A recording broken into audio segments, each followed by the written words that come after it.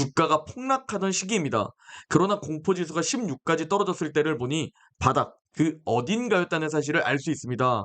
안녕하세요. 웅덩이 매매법 레버리지 ETF 장기 투자자 디벨롭몽입니다. 오늘도 계좌 먼저 공개하고 시작합니다.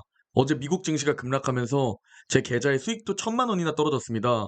미국 직투 계좌는 1500만 원 수익까지 떨어졌고 국내 계좌는 20% 수익률과 230만 원 수익 중입니다. 이렇게 증시가 공포에 휩싸이고 더 폭락할 것 같은 공포와 함께 제 계좌도 음전할 수도 있겠다 라는 공포심이 밀려오고 있는 상황인데요. 제가 그렇다고 이 계좌를 매도할까요? 아니요. 전 더 떨어져서 음전하면 바로 이 계좌도 웅줍을 시작할 예정입니다. 절대 팔지 않고 몇십억 자산을 만들어낼 겁니다. 어제 미국 증시를 보면 피바닥 그 자체인 모습입니다. 대체 왜 이렇게 빠졌냐면 어제 구인 이직 보고서가 발표되었는데 이게 예상보다 더 강하게 발표가 된 겁니다. 즉 경제에 좋은 뉴스가 나왔는데 이는 연준의 긴축과 연결되며 현재 미국 주식에는 안 좋은 뉴스로 해석되는데요. 즉 어제 탄탄한 고용지표 발표가 연준의 고금리 장기화 스탠스를 더 강하게 지지해주게 됩니다. 이는 꼭 탄탄한 고용뿐만 아니라 미국 경제가 잘 버티면 현재 연준의 고금리 장기화로 연결시키는데요. 이 연준의 고금리 장기화 우려는 국채금리와 달러를 급등시키게 됩니다. 그래서 어제 미국 10년물 국채금리는 4.8% 위로 올라가며 설마 거기까지 올라가겠어? 라고 설마 하던 수치까지 올라갔고 이렇게 높은 국채금리는 언제든지 시스템 붕괴와 같은 사건이 터질 정도의 수치입니다. 그래서 증시가 겁을 먹고 급락했던 건데요. 딱 7월 중순부터 상승하기 시작하던 미국 10년물 국채금리는 아이러니하게도 딱 7월 중순 고점을 찍고 하락하기 시작한 미국 증시와 완전히 반대로 흘러가고 있습니다. 즉 이 국채금리와 달러가 어느 정도 안정화되며 하락하는 모습이 보여야 조정장으로 끝날 것으로 생각되는데요. 이 국채금리의 급등이 왜 미국 증시 그리고 기술주의 부담 요인이냐면 기술주, 혁신 기업들은 최대한 투자를 하면서 더 성장해야 하는데 금리가 낮을 땐 이자가 부담되지 않는데 이게 지금처럼 금리가 급등하면 대출 이자가 매우 부담스럽기 때문입니다. 즉 투자 자금 조달에 어려움을 겪게 된다는 점이죠. 그리고 이렇게 금리가 높아지게 되면 우리들도 아파트를 사고 싶어도 높은 이자 때문에 아파트를 쉽게 사지 못하고 자동차를 사고 싶어도 쉽게 사지 못하죠. 기업들도 마찬가지라고 보면 되는데요. 추가로 이렇게 치솟는 10년물 국채금리는 과거에 항상 경제 위기를 몰고 왔습니다. 블랙먼데이, 경기 침체, 닷컴 버블, 리먼 브라더스 금융 위기 등 말이죠. 그리고 지금 이렇게 높게 치솟으니까 당연히 투자자들은 공포에 휩싸입니다. 그리고 올해 강세장에서 오지 않을 것만 같던 이 극심한 공포 구간은 결국 오게 되었습니다.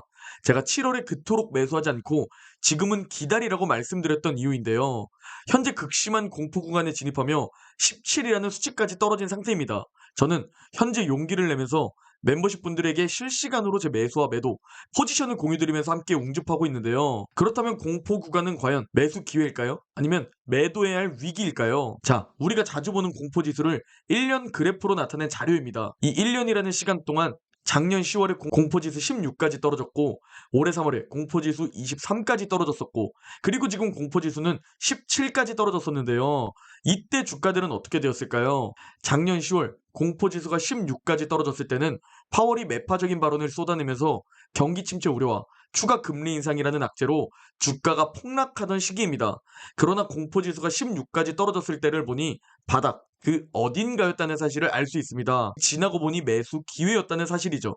물론 그때 당시에 제 계좌는 마이너스 7,100만 원까지 떨어졌었지만 그럼에도 불구하고 매수 기회였었다는 사실입니다. 자, 다음으로 올해 3월 공포지수는 23까지 떨어졌는데 이때는 SVB 파산 사태와 여러 은행들이 파산 사태를 겪으며 리먼 브라더스의 재림이다 라는 비관론이 극에 달했던 시기입니다.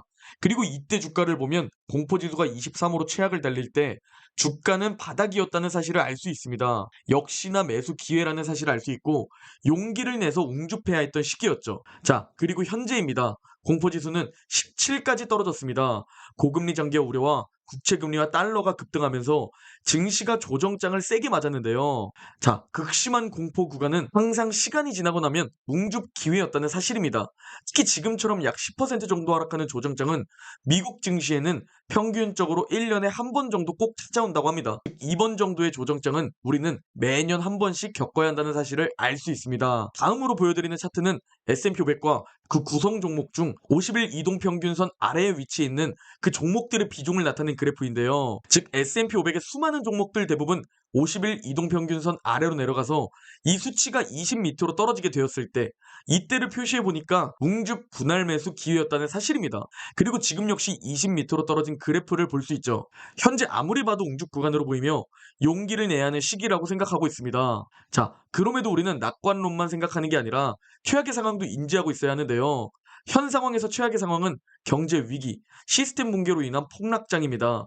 그리고 이번이 그 위기일 수도 있습니다. 이걸 연속적으로 맞출 수 있는 사람은 없습니다. 즉, 이 경기 침체라는 최악의 상황이라는 것은 결국 피할 수 없는 겨울과 같습니다.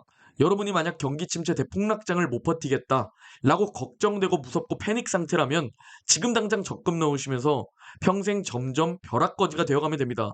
제가 세게 말하는 듯 보이지만 현금은 벼락거지가 되어가는 최고의 방법입니다. 어쩔 수 없는 사실이죠. 즉 결국 오질옹죽 투자 마인드를 가지고 이 모든 것을 버텨내야 한다는 겁니다. 경기 침체? 어쩔 수 없이 버텨내야죠. 그러나 높은 확률로 조정장이 될 겁니다. 다만 경기 침체는 결국 올 것이라고 생각하고 있습니다. 그리고 그건 어쩔 수 없이 때려 맞아야 합니다. 이걸 피하겠다는 안일한 생각을 가지고 있으면 10번 중 단 한 번 정도만 찾아오는 이 대폭락을 피하려다가 나머지 9번의 부자 될 골든타임을 놓치는 바보가 될 겁니다. 대다수의 투자자들이 노리는 환상이지만 여러분들은 그게 불가능하다는 것을 인지하시고 지금은 높은 확률로 기회라고 바라보시기 바랍니다. 모든 매스컴과 유튜버들이 대폭락이라는 공포를 심어주겠지만 저는 저만의 투자 원칙에 대한 확신을 가지고 여러분들에게 웅줍하고 있음을 말씀드립니다. 그리고 멤버십 분들과 웅줍하고 있고 지금 이 공포에서 씨앗을 심는 웅줍 행위가 곧 우리에게 꽤 맛있는 수익으로 다가올 겁니다. 오늘 영상은 여기까지입니다. 제 영상이 도움이 되셨다면 구독, 좋아요, 알림 설정 부탁드립니다. 그럼 내일 영상에서 뵙겠습니다.